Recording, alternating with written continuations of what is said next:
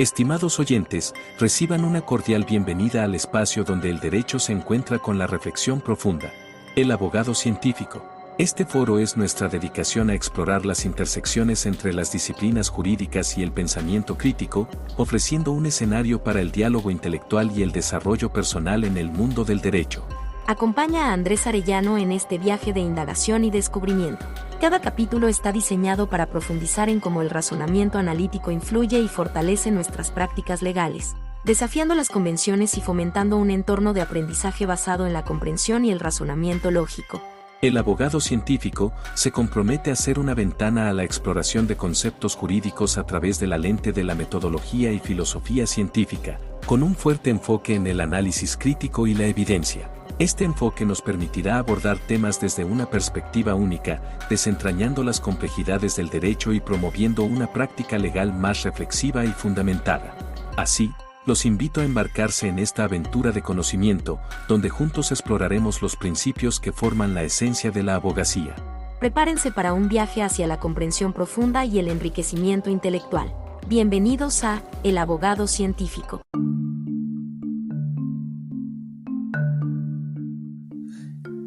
Hemos dicho a lo largo de 3 años, desde que se empezó el podcast aquel 27 de diciembre del 2020, que se busca darle cientificidad o actuar, tener una actitud y actuar o hacer las cosas con rigor científico como abogados.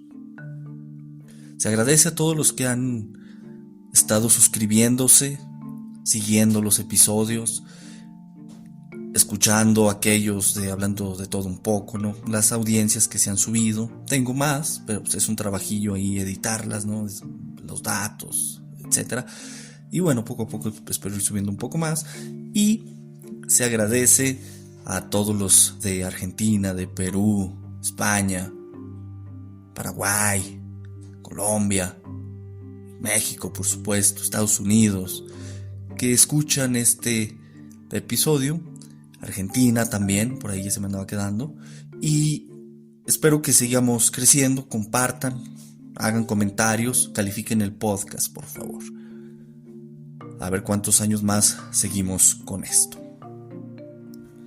Estamos con el tema de la filosofía de la ciencia para abogados. En esta ocasión hablaremos del razonamiento científico. La vez pasada hablamos del problema de la demarcación, ¿no? De cómo la disciplina penal puede ser o es científica a través de ciertos criterios de ahí que distinguen entre lo que es científico de lo que no lo es, ¿sí? Los criterios de demarcación. Vimos el de la falsación, hicimos un diálogo con Lariget, Santiago Nino y otros filósofos. Y pues llegamos a la idea de que el criterio de vigencia y eficacia nos es útil para pues establecer un grado de empirismo, de comprobación pues empírica de las afirmaciones y teorías que se hacen como abogado y también lo que hacen los dogmáticos, ¿no? Y este tema, ahí la eficacia pues, está inmersa en la concepción empírica. No obstante, lo que se va proponiendo en este podcast, yo creo que ya lo has escuchado muchas veces, es una cientificidad un tanto moderada, evidentemente no tan exagerada como aquellos que vienen de carreras físicas, químicas, etcétera, sino que un grado de cientificidad. Y esto nos lleva a preguntarnos no nada más sobre el problema de demarcación, sino sobre el razonamiento científico. ¿Cómo razona un abogado? Todos los abogados científicos argumentan, ya sea para en algún caso explicar o justificar algún tipo de conducta o petición jurídica, o bien en la construcción teórica explicar o justificar a través de su teoría o modelo teórico el caso o sistematización conceptual de una ley o código o de cierto articulado, pues, tal como un tipo penal. En suma, los abogados científicos argumentan para explicar o justificar ya sea una teoría fáctica como una teoría del caso o una teoría conceptual. Así pues, a esa serie de razonamientos inmersos en una actividad aparentemente sencilla para otros abogados y a veces para los clientes que se tienen, requiere de una reflexión para penetrar un poco más en su naturaleza, alcance y límites. Ese proceso de razonamiento es el que necesitamos observar y reflexionar. De ahí que iniciamos ese camino estableciendo un marco contextual, dando una serie de conceptos, definiciones, que nos van a servir más adelante. El primer problema que enfrentamos es el de darle un referente claro al término razonamiento, lo cual para nada es una tarea sencilla, por lo que solamente nos queda realizar un esbozo que ayude a operativizar nuestra reflexión. Si atendemos al proceso real de generación de razonamiento, tendríamos que acudir a la psicología para dar respuesta, ya sea la neuropsicología, psicología cognitiva, ¿no? En este caso, esa pretensión escapa a los alcances expositivos. De ahí que la lógica, como ciencia que estudia el razonamiento, ayudará a esclarecerlo. Habremos de tener muy en cuenta y muy en claro que la lógica no tiene ningún compromiso ontológico y por lo tanto es aplicable a cualquier disciplina científica, tal como la del derecho penal, el derecho civil, la química, la sociología y muchas otras áreas, la criminalística, la criminología, etcétera, ¿no? Son pues esas herramientas generales que pueden emplearse. Por lo tanto, el razonamiento es un término que denota una clase de pensamiento llamada inferencia. La inferencia denota una actividad en la que se afirma una proposición sobre la base de otra u otras proposiciones. En ese sentido, definamos al razonamiento como una cadena intemporal de proposiciones que deriva conclusiones de las premisas. Entendiendo por premisas un término que designa el supuesto de un argumento. En otras palabras, es una especie de propuesta a consideración para encontrar las consecuencias lógicas de un argumento y poder evaluarlas. Finalmente, por efectos prácticos y dada la naturaleza de ambos términos, te propongo entender al razonamiento como sinónimo de argumento y el argumento como sinónimo de razonamiento, porque a cada actividad en la que se afirma una proposición sobre la base de otra u otras proposiciones le corresponde un argumento. Nótese pues que existe una especie de inclusión mutua entre uno y otro o una bicondicionalidad entre el razonamiento y el argumento.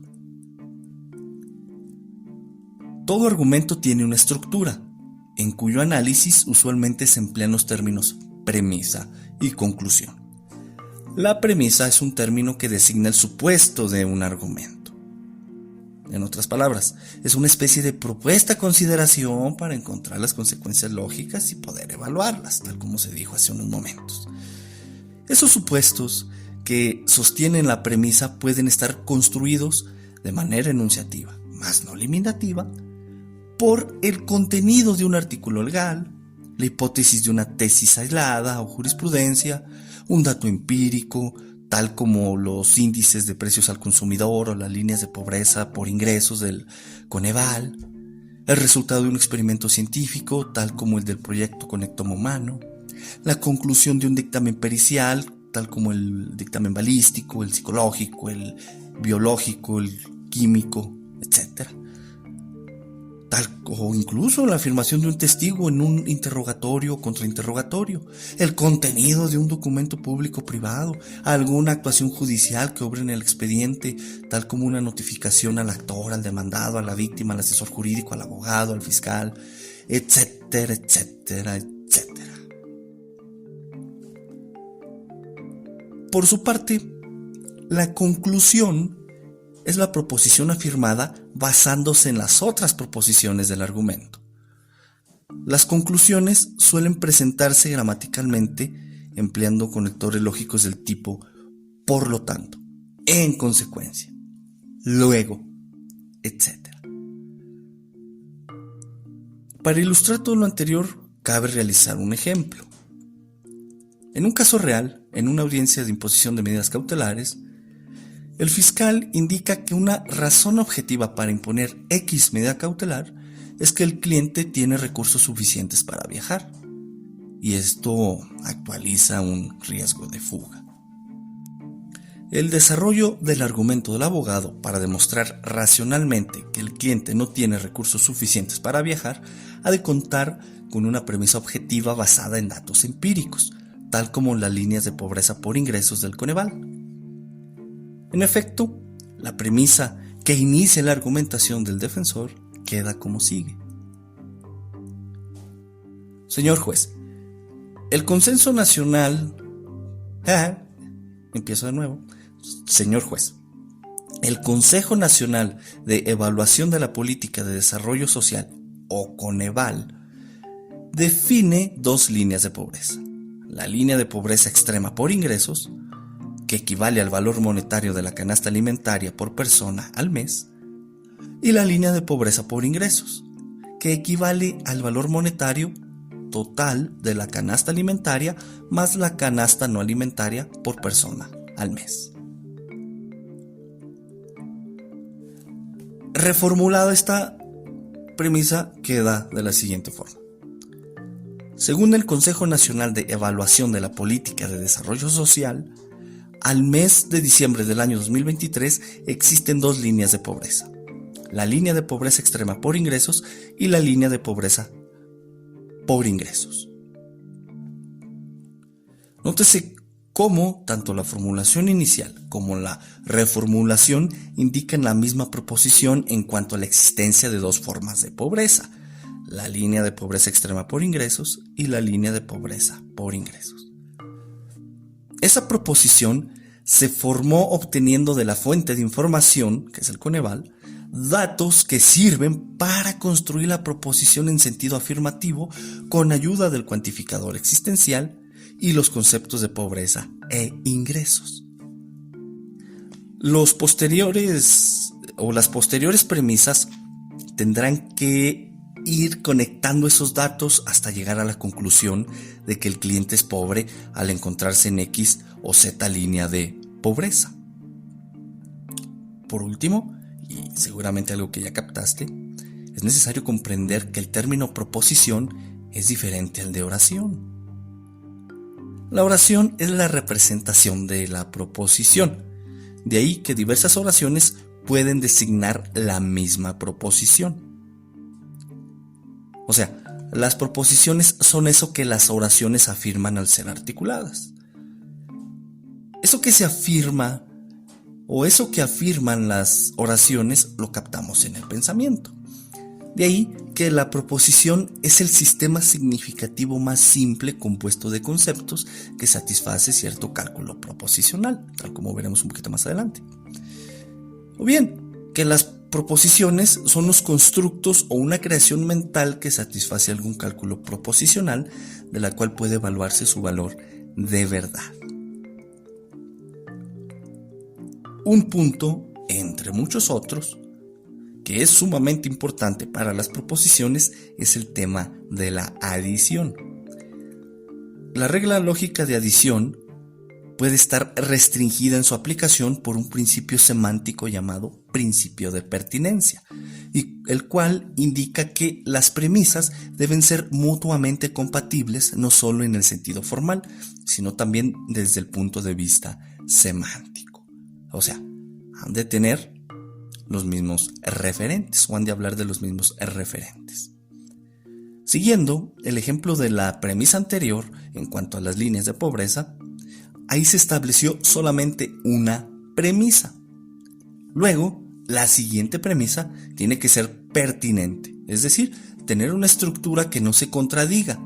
Este es el sentido formal. Y hablar de las mismas cosas de las que se habló en la premisa anterior. Esta es la pertinencia semántica, que en este caso se traduce en pobreza e ingresos. Esto dará congruencia a la construcción argumentativa, es decir, tiene que sumarse información que gire en torno a los anteriores referentes para evitar un cambio brusco de información y romper con esa línea argumentativa que se está construyendo.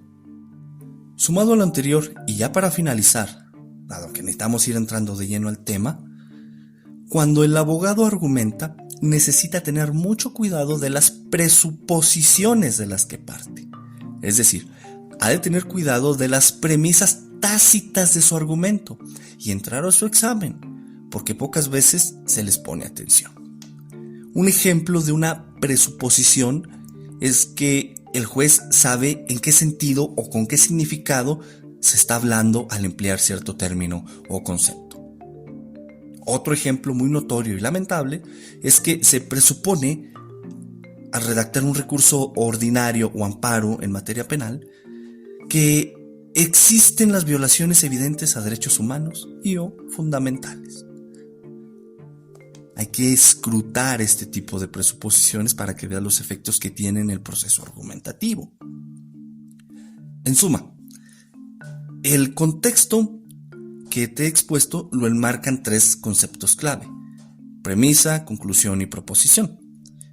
También que el razonamiento y el argumento son sinónimos y el abogado ha de tener cuidado de las presuposiciones de las que parte, dado que esto va a influir en la construcción argumentativa. Hasta aquí el marco contextual. Vamos ahora a los tipos de razonamiento.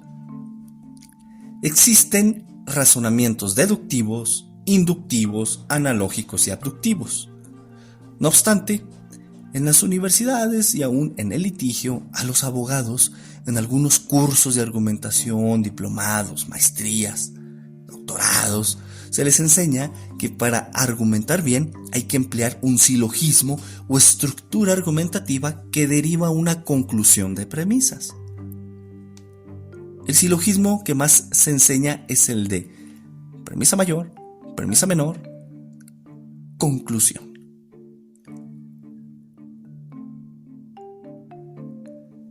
Luego, al mostrarlo y explicarlo, suele decirse que va de lo general a lo particular. Es decir, se muestra como un proceso discursivo y descendente que pasa de lo general a lo particular. Esto se explicita en un ejemplo que te daré un poco más adelante. Suelen emplearse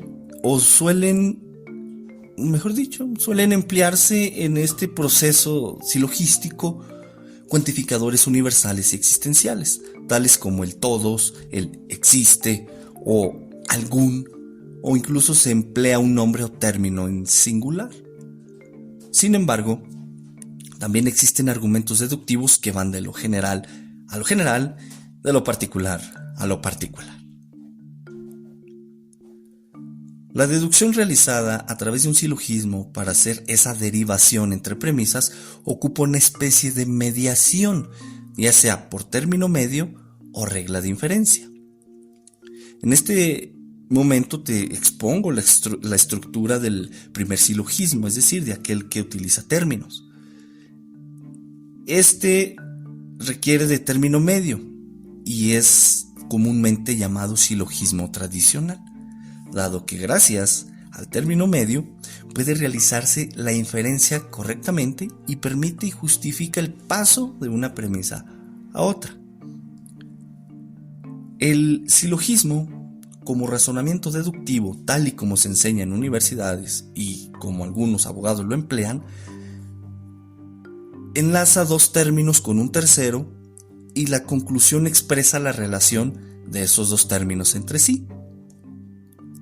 Dicho silogismo cuenta con un término mayor, un término menor y un término medio, los cuales designan conceptos y son nombrados así por su extensión, la cual a su vez permite mostrar el mecanismo con el que funciona el silogismo.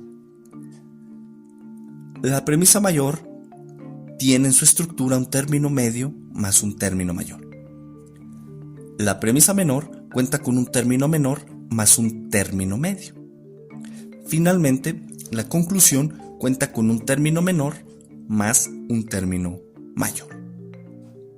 Ahora bien, existe una ley axiomática que pocas veces se explicita. Esta indica que lo que se afirma de un universal debe confirmarse de cualquiera de los singulares que lo componen. El siguiente ejemplo ilustra todo lo hasta ahora expuesto. Veamos. Premisa mayor. Todo ladrón debe ser castigado. Premisa menor. Este hombre es un ladrón. Conclusión. Luego, este hombre debe ser castigado. En ese razonamiento, el término medio es ladrón, el término mayor es debe ser castigado y el término menor es este hombre. Además, nota cómo el cuantificador todo expresa esa generalidad y el enunciado este hombre una particularidad. Luego, en la conclusión, se concluye, vaya la redundancia, con lo particular. Justamente por este motivo se dice que el silogismo va de lo general a lo particular. Aunque ya vimos que también hay otras formas de silogismo, ¿no? Como te dije hace unos momentos, general, general, particular, particular. La clave de este tipo de silogismo tradicional se encuentra en el término medio, tal y como ya te lo adelantaba, dado que ese término medio es la causa, razón o explicación del enlace entre el término menor y el término mayor. De esta manera, cuando nos preguntamos el porqué de cualquier conclusión, la respuesta la tenemos en el término medio. De ahí que al defender una tesis, para lograr encontrar la razón o causa de dicha tesis, ha de desembocar en un término medio que vislumbre el enlace entre el sujeto y el predicado de la tesis defendida. Este tipo de razonamiento tiene sus reglas técnicas que indican las operaciones que tienen que realizarse para el manejo de los términos o conceptos y las condiciones a respetar para hacer la derivación entre premisas y conclusión. De ahí que cuando se desea atacar un argumento construido silogísticamente, tal como suelen construirse en sentencias de primera y segunda instancia, así como cuando se recurre a la prueba circunstancial, indiciaria o presuncional, tiene que atacarse desde la inobservancia a dichas reglas de construcción de silogismo. Si quieres ver estas reglas un poco más explícitas, te invito a pasar al blog, te dejo el enlace en la descripción. De manera concreta y en explicación de Raúl Gutiérrez Sáenz, te he expuesto el silogismo tradicional empleado por muchos abogados. Ahora hagamos una crítica. El silogismo tradicional es una forma de deducción o derivación de premisas a una conclusión, al igual que el silogismo en general. Sin embargo, al silogismo suele emplearse como sinónimo de inferencia deductiva. Esto puedes notarlo en algunos libros de argumentación jurídica, en los cursos, diplomados, maestrías que ofrecen en su tira de materias la de argumentación jurídica. Es decir, se ve al silogismo como sinónimo de inferencia deductiva, al silogismo en general, como un sinónimo de inferencia deductiva. En efecto, la deducción es un paso entre premisas, y ahí, en medio de ese paso, a paso, como especie de camino sobre el que se pisa, se encuentra ya sea un término medio, si es que hablamos del silogismo tradicional, o bien una regla de inferencia. Esto nos ayuda o nos da ya una ilustración de que el silogismo tradicional es solamente un tipo de deducción, siendo que existen otras 9 formas de argumento suficientemente obvias para ser vistas como formas de argumento válidas elementales y aceptadas como reglas de inferencia. Hablemos ahora de las formas de argumentos válidas elementales. Esas formas de argumento válidas elementales se pasan muy por alto entre los abogados, dado que están muy centrados en ese silogismo tradicional. Expresado en términos simples, estos argumentos válidos elementales son los siguientes. El modus ponens, que es el más básico de todos. El modus tollens, que es empleado para negar toda una tesis. Y de aquí del modus tollens hay una derivación que se conoce como reducción al absurdo. Este es empleado para realizar pruebas indirectas y mostrar que la negación de la conclusión hace caer el razonamiento en un absurdo. También se tiene el silogismo hipotético, que es empleado para explicar conexión entre causas y efectos. Está el silogismo disyuntivo, empleado cuando en cierto texto legal o resolución se emplea la disyunción o. Por ejemplo, en las ejecutorias de amparo, ¿no? Que suelen usar el o al momento de, ya sea con o sin libertad de jurisdicción, ordenarle a la autoridad realizar tal o cual aspecto. O en una ley, simplemente al identificar determinado presupuesto legal, alguna conducta, un mandato, etc. Está también el dilema constructivo y el dilema destructivo. Estos son empleados para plantear dos opciones, ya sea con consecuencias negativas o consecuencias positivas. Son muy útiles en las audiencias para poner en aprietos al juez y a las partes. Está la simplificación, que es empleado para reducir las premisas de un argumento. Está la conjunción, empleado para unir dos premisas. Y está la adición, empleado para complementar una premisa con otra, pero siguiendo el principio de pertinencia semántico que te expresé al inicio. Bien, estos son esos argumentos válidos, que son 10, con la derivación del tollens, de la reducción al absurdo. Luego, la construcción de esos argumentos requiere no menos de un par de oraciones dentro de cierto espacio de renglones. O sea, 3, 4 renglones, 5, 6 o hasta 10, haces un argumento. Sin embargo, la defensa de cada premisa requerirá la construcción de un argumento por separado, para distinguir, para fortalecer. En efecto, los argumentos deductivos ayudan a estructurar todo una petición jurídica, una defensa jurídica, una resolución, etc. Puesto que en esa actividad de razonamiento puede realizarse una combinación de estos argumentos. Y esto es muy interesante. En suma, junto al silogismo tradicional existen al menos otros 10 tipos de argumentos deductivos, con los cuales, dentro del campo del razonamiento deductivo, el abogado puede razonar.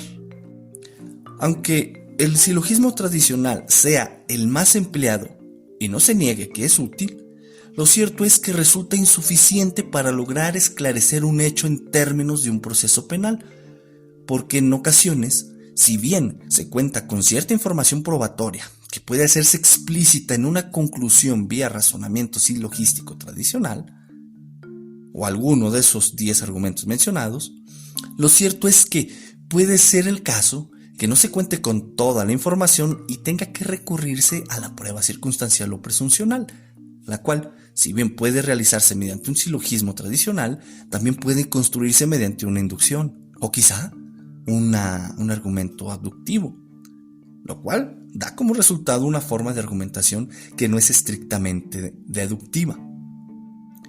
Con esto nos estamos metiendo al problema de la naturaleza argumentativa de la prueba circunstancial, que es sumamente interesante y relevante para el abogado. Pero ese tema lo trataremos en algún otro momento. Continuando, luego, cuando se analiza el argumento de la contraparte o alguna autoridad, tal como un juez de control o un tribunal de enjuiciamiento o una sala penal, esos argumentos pueden reconstruirse racionalmente empleando alguna de las formas de razonamiento señaladas, con el fin de que en el proceso de análisis se muestre que al menos una de sus premisas es falsa. Aquí entra el tema semántico para ver si guarda esa pertinencia, para ver si va siguiendo el proceso de las reglas de inferencia que vimos en forma de argumentos válidos elementales, ya sea que no se apega al modus ponens, al tollens, que crea un falso dilema constructivo, destructivo, no se apega al silogismo hipotético porque quiere conectar una causa y un efecto y deja de lado esas reglas del silogismo hipotético, hace una adición sin que la siguiente proposición tenga una pertinencia semántica, etcétera, etcétera, ¿no? Ahí, en ese proceso que es el meollo en gran parte del trabajo del abogado, es que el objetivo es identificar si una premisa es falsa para destruir todo el argumento. Y ya con eso aplicar aquellos viejos axiomas de que si se aplicó la ley sin ser aplicable, se valoró de manera indebida tal o cual dato de prueba, etcétera, ¿no? Estos axiomas muy conocidos. Finalmente, hasta este punto, hemos visto solamente un tipo de razonamiento científico que puede emplear el abogado, a saber, el deductivo, no solo en su sentido de silogismo tradicional, sino en otras 10 formas y con vistas a la necesidad de que se deje claro de qué se está hablando y que las proposiciones guarden relación formal y pertinencia semántica. También, todo lo expuesto va con vista a la necesidad de que analizar tanto las presuposiciones de las que se parte como abogado, va conjuntamente la necesidad de que cuando se analice el argumento de la contraparte o de alguna autoridad, se realice una reconstrucción racional con el fin de escrutar esa presuposición, cómo puede impactar en mi proceso argumentativo, así como la escrutar vía reglas del silogismo tradicional o reglas de inferencia, la construcción argumental hecha por la autoridad, la contraparte o la propia, y localizar al menos una premisa falsa. Hasta aquí el episodio de hoy, espero te sea de utilidad. Va a continuar otra serie de episodios porque todavía nos falta el razonamiento inductivo, el analógico, el abductivo, que son formas de razonamiento científico. La explicitación de las formas de argumentos válidas elementales en su forma lógica las puedes ver en el blog, que te invito a que lo visites. Que te recuerdo, te dejo el enlace en la descripción de este episodio. 3 años y decimos en México, seguimos para adelante porque para atrás ni para agarrar vuelo. Así que te deseo un excelente fin de año, un inicio de año, que los honorarios no falten, que el mercado no falle, que la naturaleza te provea. Cuida tu salud mental, haz ejercicio, dile cuánto le quieres a tus hijos, a tus familiares, a tus amigos, no sé. Ahí de paso, pues en un ratito que estés tomándote un café o escuchando el podcast por ahí en lugares menos pensados, califícalo, deja una estrellita, compártelo, deja tus comentarios porque son útiles, ¿sale?